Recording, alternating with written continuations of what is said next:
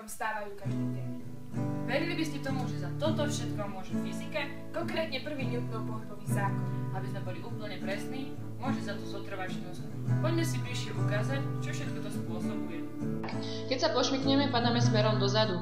Je to z toho dôvodu, že naše telo vykonáva predchádzajúci pohyb, ktorý sme vykonávali pred pošmyknutím, pričom naša noha získava nový, zrýchlený pohyb. Z tohto dôvodu spadáme dozadu.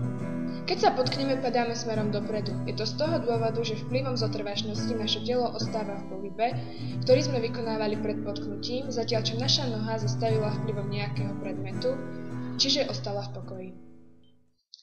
Podobné nehody sa vám môžu stať aj pri nesení taniera s polievkou, či vytriasaní kečupu z poloprázdnej fľaše, alebo pri brzdení prednou brzdou na bicykli.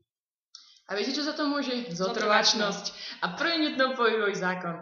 Dúfame, že sme vám približili fyziku a ukázali vám, že môže byť zaujímavá, miestami aj vtipná, pretože my sme sa pri tomto videu dosť nasmiali. Veríme, že ste pochopili, že fyzika sa nepoužíva iba v elektrárniach a v nejakých vedeckých výskumoch, ale je súčasťou bežného života.